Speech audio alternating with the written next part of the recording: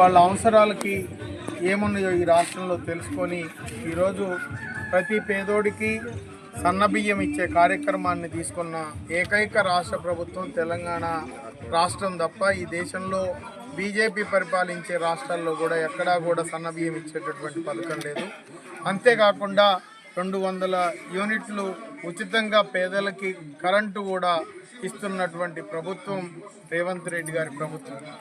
ఈరోజు మనం చూసినట్లయితే గత 10 ఏళ్ళు పరిపాలించినటువంటి బీఆర్ఎస్ పార్టీ ఎక్కడా కూడా పేదోడికి కనీసం వాడి కనీస సౌకర్యాలు మౌలిక వసతులు కల్పించే దిశలో అది ఫెయిల్ అయినారు కాబట్టే కాంగ్రెస్ ప్రభుత్వాన్ని అధికారంలోకి తెచ్చారు. ఒక్కరంటే ఒక్కళ్ళకి ఏ వార్డులో కూడా ఒక ఇల్లు ఇచ్చిన సందర్భం లేదు. మరి ఈరోజు మనం కాంగ్రెస్ పార్టీ అధికారంలోకి వచ్చిన తర్వాత రెవెన్యూ అదేవిధంగా హౌసింగ్ శాఖ మాచులు పొంగులేటి శ్రీనివాసరెడ్డి గారి ఆధ్వర్యంలో రాగమయ్య గారు సత్తుపల్లి నియోజకవర్గానికి 3500 ఇళ్ళు తీసుకొచ్చారు. అంతేకాకుండా అదనంగా మళ్ళీ కొట్లాడి ఇంకొక 1000 ఇళ్ళు తీసుకొచ్చారు. ఇవన్నీ కూడా మొదటి విడతలో 4500 ఇళ్ళు పేదలకు ఇవ్వటం జరిగింది. ఇప్పుడు ఏప్రిల్ తర్వాత మళ్ళీ ఏప్రిల్ నెలలో 2వ విడత ఇచ్చేదానికి ప్రభుత్వం ఆలోచన చేస్తూ ఉంది. 2వ విడత ఇల్లు కూడా వస్తే చాలా వరకు ఈ పేదలకి ఇళ్ళ సమస్య తీరేదానికి ఉంది. ఇప్పుడు ఏంటంటే ఎవరికైతే స్థలం ఉందో వాళ్ళకి ఇచ్చారు.